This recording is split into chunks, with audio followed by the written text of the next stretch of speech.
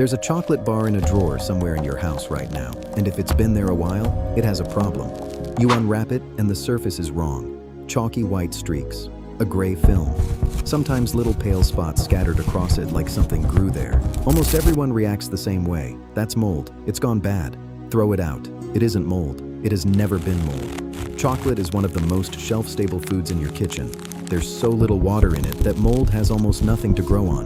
What you're looking at has a name, it has two completely different causes, and there's a test you can do with one finger in about 2 seconds that tells you which one you're dealing with. But that's not the part that surprised me when I went through the research. Here's the part that did. Think about the cheap chocolate, the coating on a discount cookie, the drizzle on a cheap donut, the bag of chocolaty chips that costs half what the real ones cost. Have you ever seen that stuff turn white in the package? Almost never.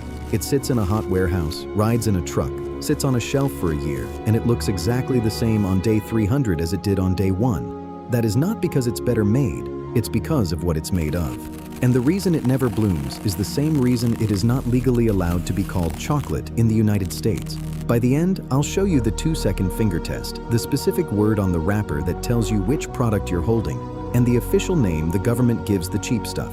A name that is so unappealing that no company has ever printed it on the front of a package. But we start with the white stuff itself, because there's a good chance you've thrown away perfectly good chocolate over it. The industry word is bloom. And the single most important fact about it is this: bloomed chocolate is safe to eat. It's not spoiled. It's not moldy. It's not a sign the product was contaminated or mishandled at the factory. Bloom damages the appearance of chocolate, and it can change the texture, but it doesn't limit the shelf life, and it doesn't make the chocolate unsafe. You can eat it, you can bake with it, and baking is honestly the best use for it, since appearance stops mattering the moment it goes into a batter. You can even reverse it. Melt bloomed chocolate down, stir it, pour it into a mold and let it re-solidify, and the fat or sugar goes back into solution. The bar comes back. So the first thing this video is worth to you is the chocolate you're about to stop throwing away. But the second thing is more interesting, because the two kinds of bloom tell you two completely different stories about what happened to that bar. The first kind is fat bloom, and it's the most common by far. Chocolate is roughly a third fat, and in real chocolate, that fat is cocoa butter, the natural fat pressed out of the cocoa bean. Fat bloom is what happens when that cocoa butter gets warm enough to soften, separates from the rest of the mixture, migrates to the surface of the bar, and re-solidifies there in the open air. You have almost certainly caused this yourself. Left a bar in a hot car, left one on a sunny windowsill, stored a box in a garage in July. The cocoa butter softened, moved, and set again on the outside. The patent literature on this is blunt about how it looks, describing the fat deposits as often resembling mold and giving the chocolate an old appearance. Fat bloom shows up as streaks, whitish or gray, sometimes marbled, spread across the surface in patterns rather than dots. The second kind is sugar bloom, and it has nothing to do with heat. It's caused by moisture. Chocolate is loaded with sugar, and sugar dissolves in water. So when moisture reaches the surface of a bar, condensation, humidity, a damp cupboard, it dissolves a thin layer of the sugar at the surface. When that moisture evaporates away, the sugar is left behind as recrystallized grit sitting on the outside. And here's the one that catches almost everybody: the refrigerator. You put a bar in the fridge to keep it from melting, then you take it out into a warm kitchen. Moisture condenses on the cold surface instantly, dissolves the surface sugar, evaporates, and leaves the sugar stranded on the outside. You caused sugar bloom by trying to protect the chocolate. Sugar bloom shows up as spots and a gritty white dusting rather than smooth streaks. Now, the 2-second test, which is genuinely useful and costs you nothing. Touch it. Press a fingertip to the white surface and hold it there. Fat bloom feels slick, and it melts. It's cocoa butter, and cocoa butter melts at just below body temperature, so the warmth of your finger turns it liquid almost immediately. You'll feel it go slippery. Sugar bloom feels dry, and it does not melt. It's sugar crystal. Your finger isn't hot enough to do anything to it, so it just stays gritty and dry under your fingertip. Slick and melting means heat got to it. Dry and gritty means moisture got to it. 1 finger, 2 seconds, and you know exactly what happened to that bar. Which brings up the obvious question. Why does cocoa butter behave this way at all? Why is chocolate the only thing in your pantry that does this? The answer is that cocoa butter is one of the strangest fats in the food world, and everything good about chocolate comes from that strangeness. Cocoa butter is polymorphic. That means its molecules can pack into several different crystal structures, 6 of them, and each one has different properties, different hardness, different melting point, different appearance. Same fat, same chemistry, arranged 6 different ways. Only one of those forms is the one you want. In the industry, it's called Form 5. It's the one that gives chocolate its snap when you break it, its glossy surface, and the specific melting behavior that makes chocolate feel like chocolate. Solid and firm at room temperature, then melting cleanly at just below body temperature, which is why it dissolves the moment it hits your tongue. But cocoa butter doesn't naturally choose Form 5. Left alone, it forms a mess of the unstable versions, which produce dull, soft, crumbly chocolate. To get Form 5, a chocolate maker has to temper the chocolate, heating it, cooling it, and rewarming it through a precise sequence of temperatures to seed the right crystals and grow them through the whole batch. It's a controlled, finicky process, and it's why chocolate making is a craft rather than just mixing. Now look at Bloom again, with that in mind. When a tempered bar gets warm, the carefully built Form 5 crystals melt. As it cools back down without any of that controlled process, the cocoa butter recrystallizes into a more stable but visually ruined form. The crystals grow large enough to see on the surface as that whitish-gray film. Bloom, in other words, is what happens when the tempering is undone. The bar was made correctly, and then heat took it apart. So, and here's where we get to the real story. What if you just used a fat that never needed tempering in the first place? That is exactly what the cheap stuff does. There's a category of product called compound coating. Instead of cocoa butter, it uses other vegetable fats, commonly palm kernel oil, coconut oil, or hydrogenated oils. It still contains cocoa powder, so it's brown and it tastes vaguely of chocolate. But the fat is different, and that changes everything about how the product behaves. Those substitute fats don't have cocoa butter's 6-form personality, so they don't need tempering at all. You melt them, you pour them, they set. That makes them dramatically cheaper and easier to work with at industrial scale.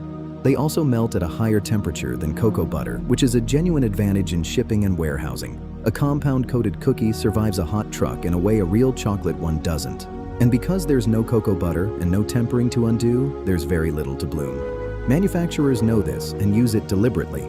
In patent literature about prepackaged chocolate fondues, the reasoning is spelled out plainly. To avoid the problem of Bloom, these products generally contain fats other than those derived from milk or cocoa, and as a direct consequence, they cannot be sold as chocolate in many countries. Read that last part again, because it's the hinge of this entire video. The very change that makes the product Bloom-proof is the change that strips it of the right to be called chocolate, which means the thing you've been treating as a defect is closer to a certificate. That white film on your bar is cocoa butter, the expensive ingredient, the one that costs the most, the one that gives chocolate its snap and its melt. Bloom is what real cocoa butter does when it gets warm. A product that can sit in a hot warehouse for a year and never change appearance is telling you something about what's inside it. So let's look at what the law actually says, because this is where it gets specific. In the United States, chocolate is governed by Federal Standards of Identity, Title 21, Part 163 of the Code of Federal Regulations. Those standards define milk chocolate, dark chocolate, semi-sweet, sweet, and white chocolate by composition, and the anchor requirement is chocolate liquor. Chocolate liquor has nothing to do with alcohol. It's the FDA's term for ground cocoa nibs, the whole cocoa bean paste containing both cocoa solids and cocoa butter in their natural ratio, roughly half and half. If a product doesn't contain chocolate liquor, it is not chocolate under the standard, full stop. And here's the part that's genuinely useful to know. The regulations do contemplate the vegetable fat version. There are entries for it, one covering sweet chocolate and vegetable fat coating, another covering milk chocolate and vegetable fat coating. These sections spell out that the product otherwise follows the chocolate standard, except that vegetable oils, fats, and stearins other than cocoa fat are used, and they may be hydrogenated. Then each section states the required name of the food, and the names are sweet chocolate and vegetable fat coating, and milk chocolate and vegetable fat coating. That's the legal name. That's what the government decided this product should be called. Now ask yourself when you last saw those words on a package. Not on the front, not on the back, not anywhere. Because when a manufacturer doesn't want to print vegetable fat coating on a candy wrapper, and no manufacturer does, they reformulate slightly, step outside the standard entirely, and use a marketing name instead. That's where the words come from. Chocolaty, chocolate flavored, made with chocolate, chocolaty coating. Those aren't creative writing. They're what's left when a product can't legally say the actual word. And once you know that, the whole aisle rearranges itself. That bag of chips labeled chocolaty chips instead of chocolate chips isn't being cute. The word is doing legal work. Same with the coating on a snack cake described as made with chocolate, which tells you chocolate is in there somewhere, and tells you nothing about whether it's the fat doing the work. It's the exact same move we've seen across this entire channel. A product that can't clear a legal standard doesn't lie. It just picks a different word and lets the picture on the front do the rest. There's a version of this in white chocolate too, and it's worth 30 seconds. Real white chocolate has a standard. It must contain at least 20% cocoa butter by weight, at least 3.5% milk fat, at least 14% total milk solids, no more than 55% sweetener, and, a detail I love, it must be free of coloring material.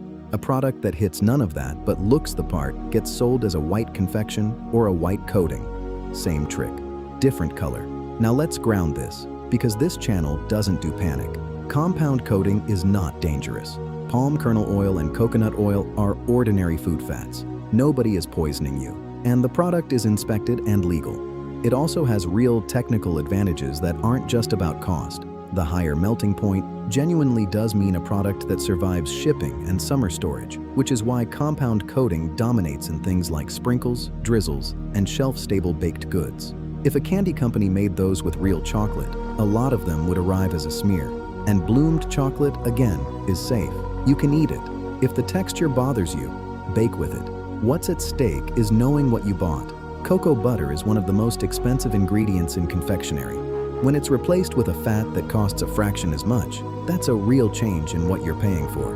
And the only place that change is required to appear is the ingredient list, and sometimes a slightly altered word in the product name. So here's the 10-second test for the candy aisle. First, find the fat in the ingredient list. If you see cocoa butter and you see chocolate, chocolate liquor, or cocoa mass, you're holding real chocolate.